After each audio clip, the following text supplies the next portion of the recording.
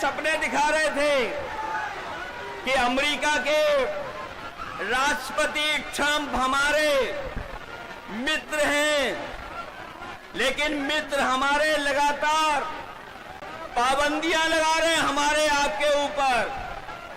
न केवल पाबंदियां लगा रहे हैं, बल्कि हमारे कारोबार को भी रोकने का काम कर रहे हैं।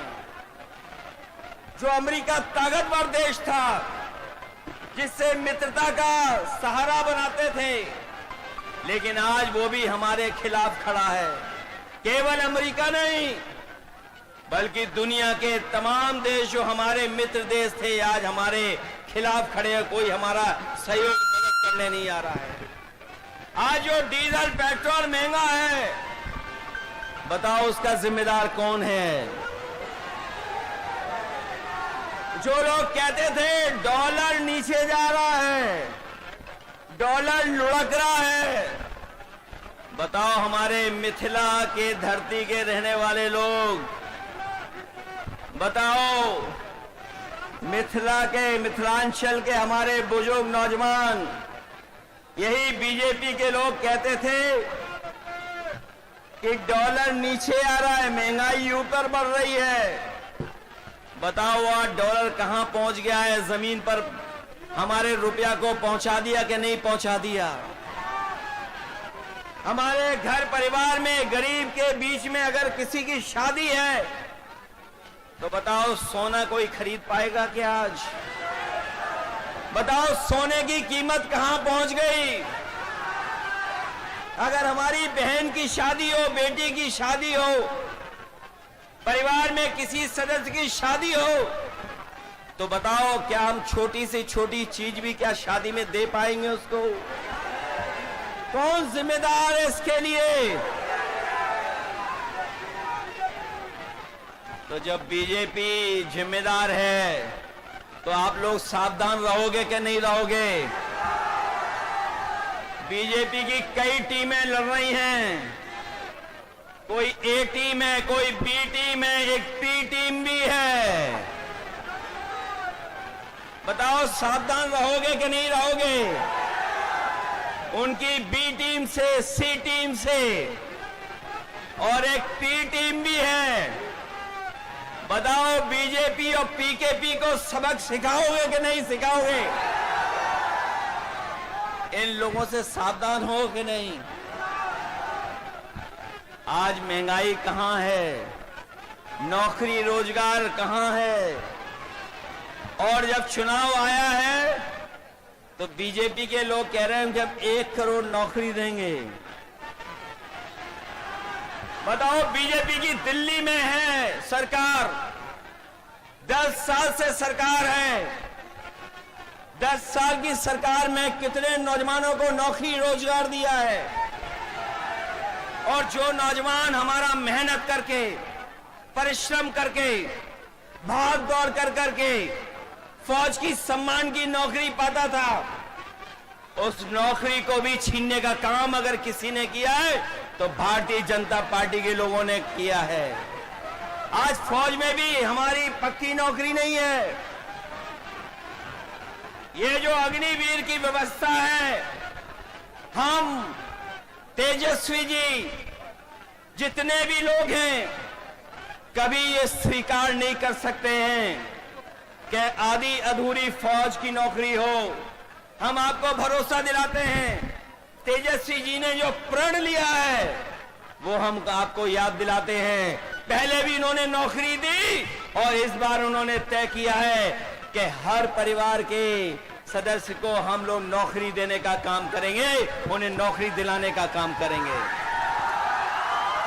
न केवल नौकरी, बल्कि हमारी माताएं बहनें जो हैं, जो गरीब हैं, परिवार जिनका चल नहीं पा रहा है, गरीबी का सबसे ज्यादा सामना, महंगाई का सबसे ज्यादा सामना हमारे घर परिवार की माताएं बहनों को सामना करना पड़ता है।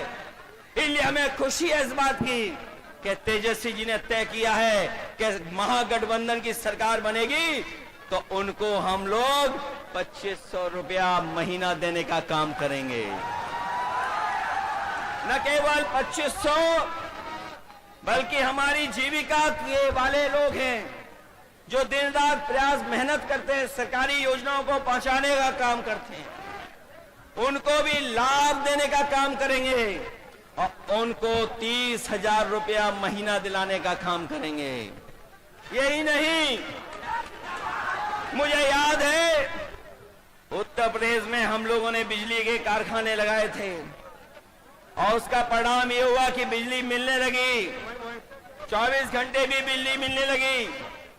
यहां पर हमें बधाई देना चाहते हैं महागठबंधन को, उन्होंने तय किया है कि 200 यूनिट फ्री बिजली उपलब्ध कराने का काम करेंगे गरीब परिवारों को।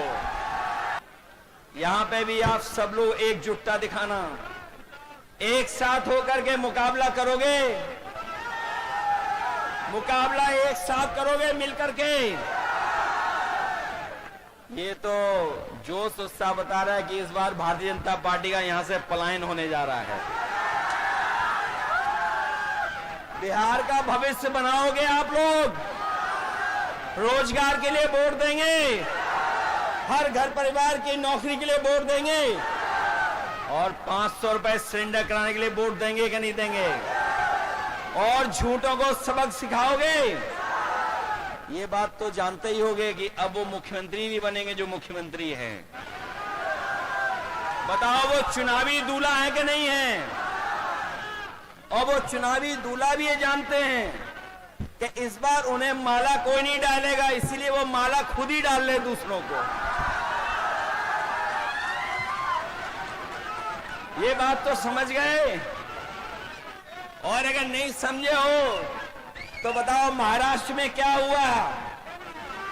बताओ, जिसको मुख्यमंत्री के नाम से चुनाव लड़े लेकिन बीजेपी ने उनको मुख्यमंत्री नहीं बनाया, मध्य प्रदेश में भी नहीं बनाया, बिहार में भी नहीं बनाएंगे। इसलिए महागठबंधन के लोगों, हम आपसे अपील करना चाहते हैं कि इस चुनाव को अपना चुनाव समझना, अपने भविष्य का चुनाव समझना, अपने नौजवानों की तरक्की और खुशहाली का चुनाव समझना और इस देश को बनाने के लिए चुनाव समझना, क्योंकि बिहार का परिणाम ही दिल्ली की सरकार को हिला देगा। सरकार नहीं चलने वाली। बताओ, बिहार से हारने के बाद दिल्ली की सरकार कैसे चलेगी? बताओ। इसलिए बिहार के लोग न केवल यूपी का भविष्य बनाएंगे, बिहार का भविष्य बनाएंगे, बल्कि देश का भी भविष्य बनाने का काम करेंगे। इसलिए नया अध्याय लिखिए और अपनी सरकार बनवाइए, अपनी सरकार बनाइए। कभी सांप्रदायिकता ने मुकाबला नहीं किया, सांप्रदायिकता ने कभी यहां पर जीतने का काम नहीं किया है। हमेशा बिहार ने सांप्रदायिकता को हराया है। और आर्थिक न्याय के अध्याय को लिखिए। सामाजिक न्याय की लड़ाई जो आपने लड़ी है, आपको फिर मौका मिलने जा रहा है कि आप अपने सामाजिक न्याय के राज की स्थापना के लिए यहां पर सरकार बनाने का काम करें। और जो हमारी संस्कृति और जो हमारे भारत की पहचान रही है कि हम सब मिल के रहे हैं, चाहे कोई कितनी भी ताकत के लोगों ने कोई भी प्रयास किया हो, लेकिन हम हिंदू, मुस्लिम, सिख, ईसाई सब मिलकर के रह करके इस देश को मजबूत बनाने का काम किए हैं। हमें पूरा भरोसा है कि इस चुनाव में आप भोला यादव जी को जिताने का काम करेंगे।